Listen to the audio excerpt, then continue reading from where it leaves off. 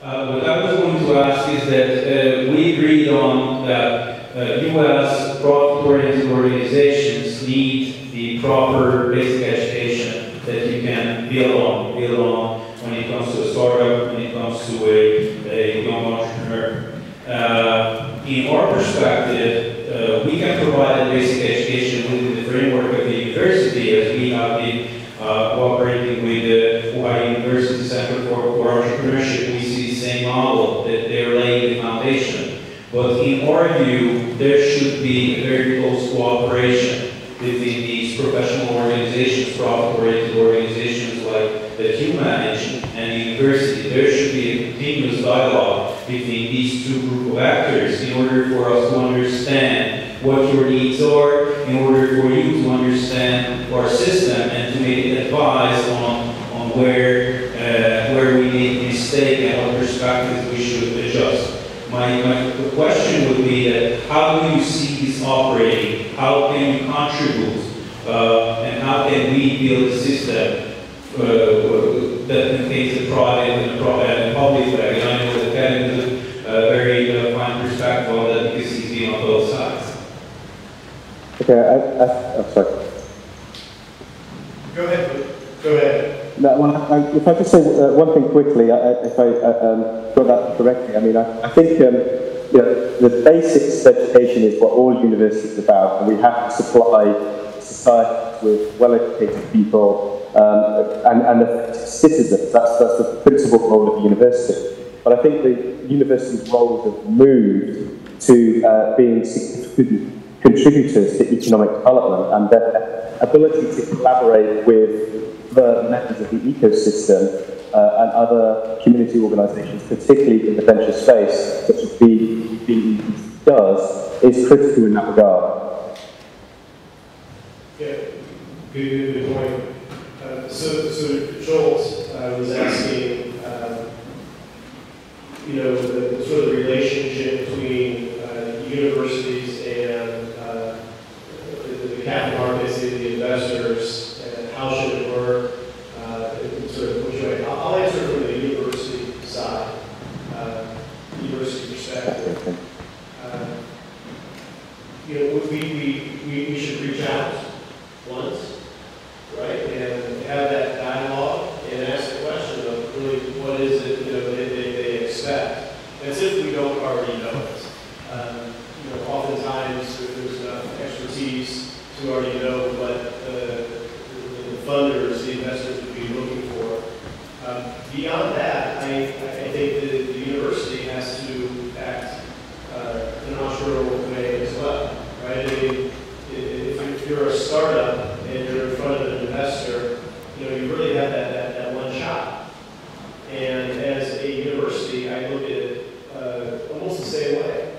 You know, as an institution representing potentially currently, right, 10 startups, and in the future, maybe 100 more, you know, you still only have, you know, one shot. You know, those investors can form an opinion about your institution. They don't know what they're doing down there. They're wasting our time. You know, the ideas aren't at the level that you know we want to invest in. The teams aren't structured by faculty or by you know, sort of the network of service providers in an appropriate way. So, you know, I look at it the same way. I don't think anybody can ever sort of sit back and sort of rest in the world and say, yeah, we're a great university and we're big and we're respected and investors should just come and look our boots.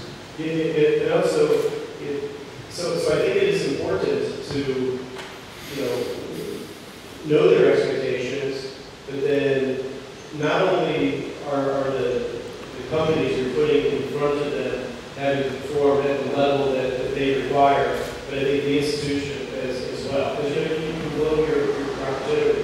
But then when you do have the success stories, tell those stories. Find the highest mountain and just tell them over and over.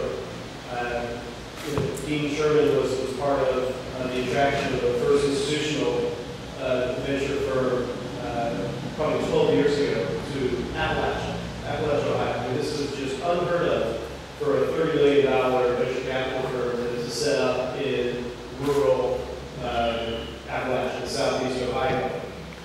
And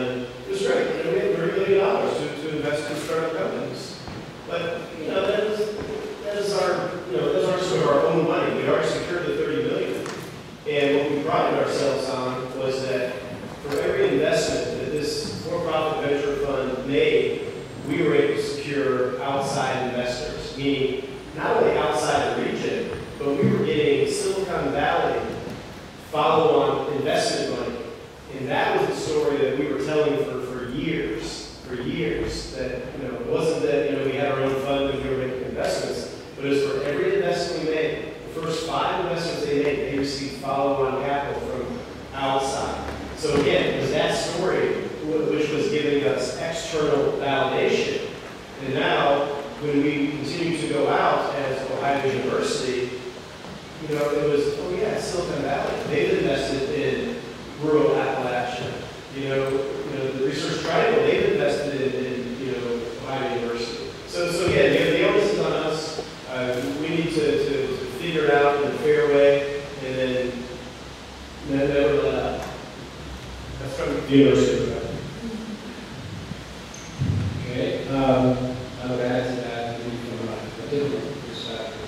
For private sector, for investors, we touch on that a little bit, but also for those who have a desire to build the ecosystem in this country, for example. So let's take ownership. Okay? Why is it good for business, and what can we bring? Again, this content going back. I think if you're going to teach entrepreneurship, you have to divide it into a couple of skills. We were talking about this earlier too. You have to teach about a spirit, you have to have a passion, and some kind of desire to really succeed. I'm not sure you can taught that, but you can experience it. And you can experience it at the university by getting an internship with an investor, by getting an internship at a startup, really tasting it.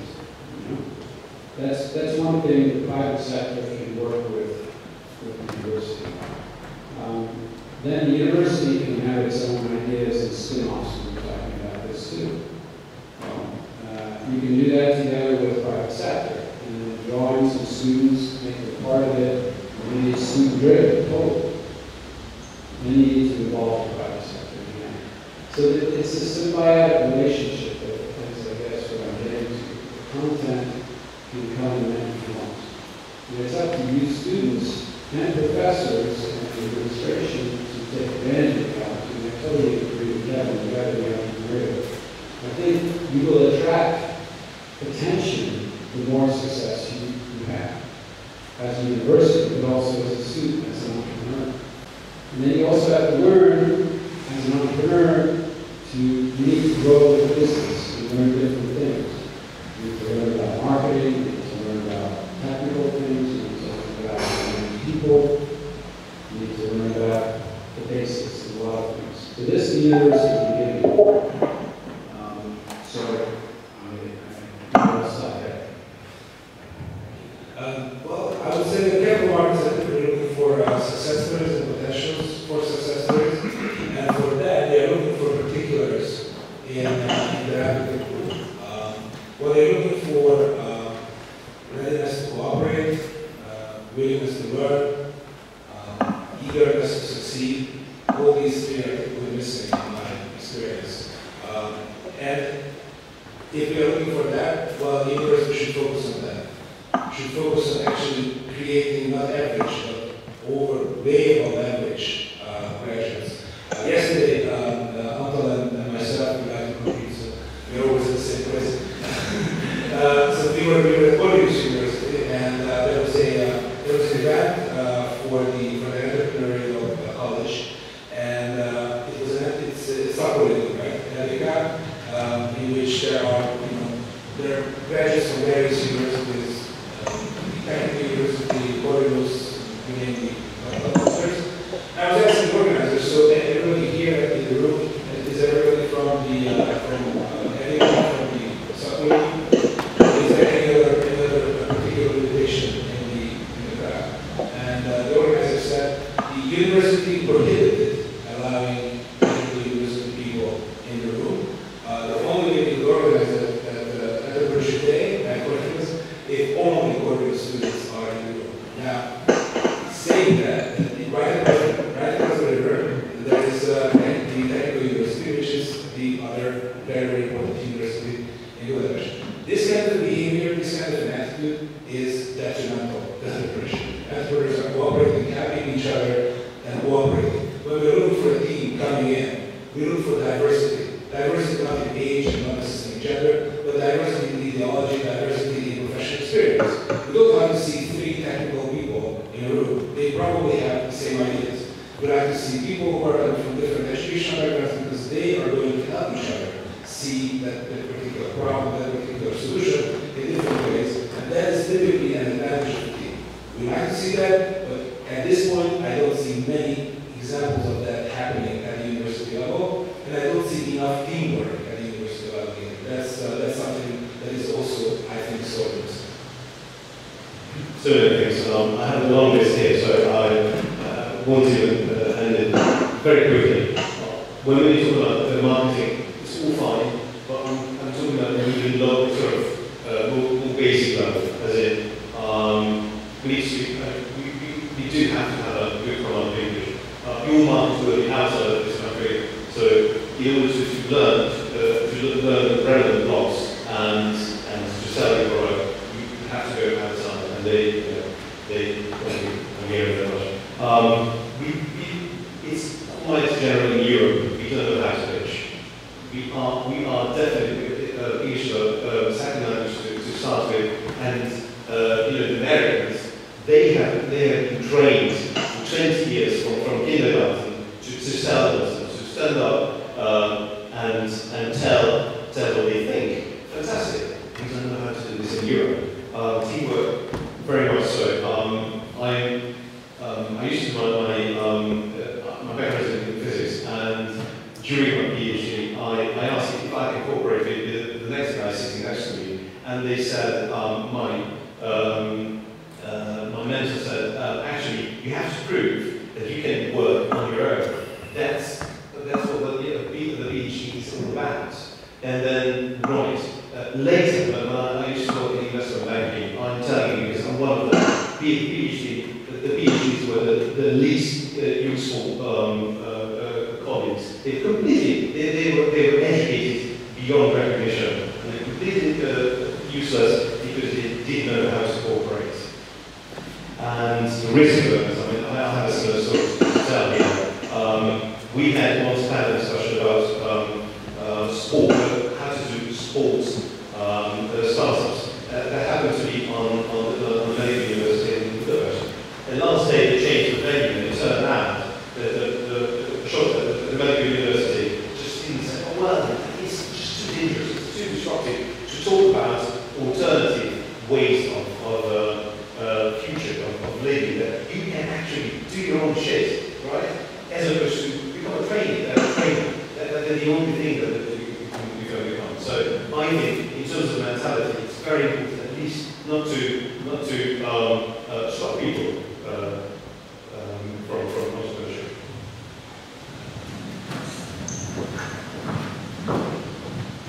So please, can we have your reactions to this as well?